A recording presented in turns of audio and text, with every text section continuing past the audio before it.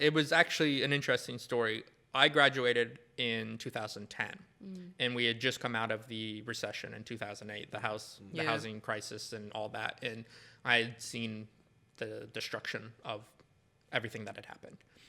The job market hadn't truly recovered yet. It was still soft. And I had just gone through university, and I had just seen all this, and I was disillusioned by just everything. And I was like, I want to travel. So I told my father, I was like, I'm going to go to South America. Makes sense. Like, South America, I'm going to go maybe to Peru or, you know, wherever I could find some kind of work. Yeah. And just kind of hop around in Central and South America. My name's Miguel. I was in Florida. I knew a lot of Hispanic people from different places. I mean, they migrate. So there was a lot of Mexicans. There was a lot of Guatemalans. There was a lot of people. And my sister had traveled all through Central and South America during like her summer vacations because she's a teacher.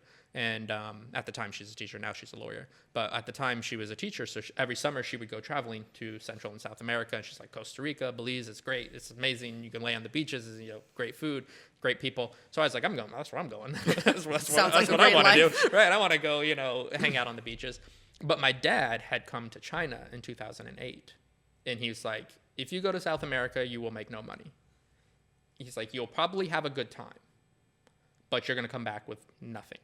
And I was like, well, that doesn't seem so bad. I have nothing. I have nothing now. All I want is a good time, Dad. Laying on the beach. Laying on the beach. And he's like, no. The future is China. He's like, he was here for like a summer program because he's also a teacher. He was teaching English for university students overseas students, so ESL at the University of Florida. So he was teaching people from Saudi Arabia. He was teaching a lot of Asian students from China and from South Korea and Japan. And so he was like, go to China. So he had done a program. So he's like, go to China.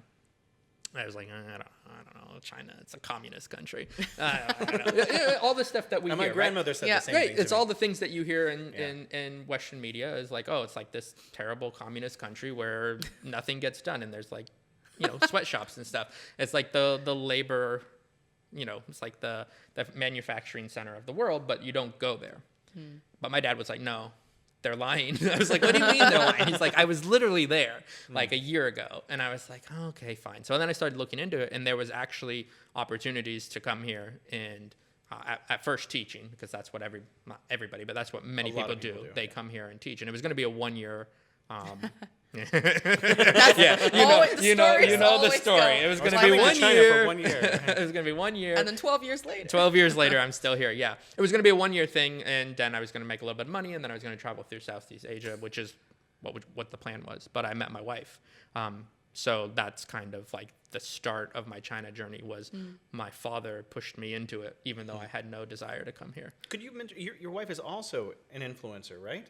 Yeah. Is she on the same channel, Tripitten? Well, she has her own channel called Go Yvonne, and her channel is kind of the same, but I worked for a media company, like you said in the introduction. I worked for a media company for about 4 years doing international marketing, which was, I mean, it's basically social media marketing, so Facebook, YouTube, all that kind of stuff, and I was helping them with their kind of English content that was going out to a foreign audience. When I ended that job, I didn't know what I really wanted to do. My wife had a small YouTube channel, maybe 5,000 subscribers. And I said, let's do a 10 years in China series. And she was like, oh, that sounds interesting. Yeah. I'm on board for that. So I focused a lot on her channel when I first finished working. And that pushed her up to like 22,000 subscribers on YouTube, which, you know, that's not a lot, but it's not nothing, if that makes sense. Like, it's at that level where if you were to give it a lot of time and energy, you could probably push it into actually being like a full-time influencer, push it up to that 100,000 mark, and then that's where you actually start getting real brand deals, and things actually can start becoming kind of self-sufficient. But she works full-time, so I can't really focus on that channel, and she doesn't really have time for that channel. So after getting her to that spot, she was kind of like, I don't really, the 10 years in China series was over. It did really well, and she was kind of like, I don't know if I kind of want to keep doing it, because there's no travel opportunities right now, because this was 2001 and things had become more restrictive here just in general. I mean, the whole world had become more restrictive. And so we started to kind of give up on that sort of because she was just too busy with her work. And so that's when I refocused and said, well, maybe I could just take my other channel, which was Trip It In, and I can just grow myself because like I have more time. I'm not working. So I was like, why don't I just go ahead and focus on this? Well, you haven't just traveled in China. You've also traveled to other nations. So where are some of the other places that you've traveled? We've been a lot of places in Asia. So we've been to Japan multiple times. We've been to Korea. I've been once. She's been multiple times. We've been to North Korea, which was interesting. We've been to Cambodia. We've been to Laos. We've been to Thailand. Nice. We've been to Malaysia. We've been many places. The coolest thing that we did, actually two cool stories from outside of China. One was actually in the summer of 2019. My wife Yvonne had a training, like work training in London. So she flew to London and did her training. And when the training was done, she flew to Moscow.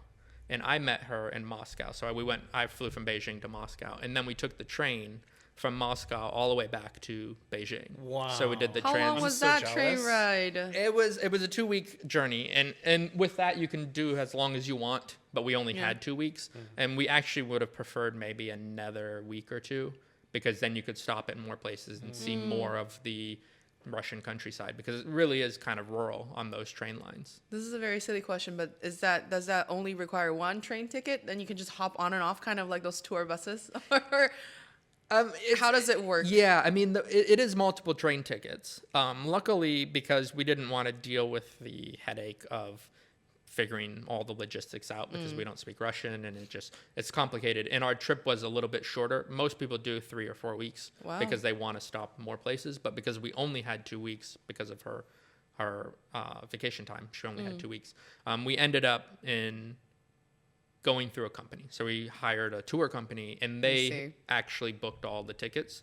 I think in all there was about 4 or 5 actual train tickets, but we weren't concerned about it because they had a person at each stop.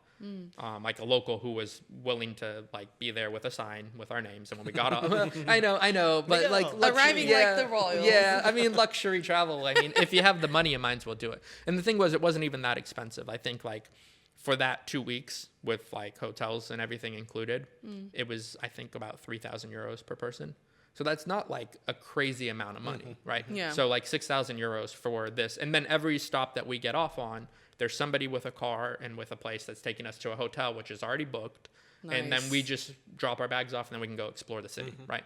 And since we were trying to make content like video for our channels, it makes a lot of sense to do it that way because you can lose a lot of time traveling, trying to find a hotel, trying to find transportation. And that's not stuff you can actually film, right? I mean, yes, you can film it, but nobody's going to watch it. I'm lost in Russia.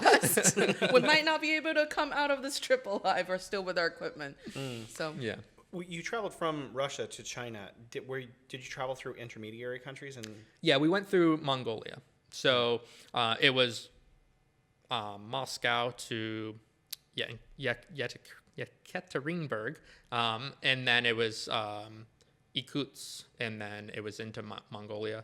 Ulaanbaatar, and then from there we went to Beijing. So it was like 3 or 4 stops, and we went to a little island along the way, which was really cool.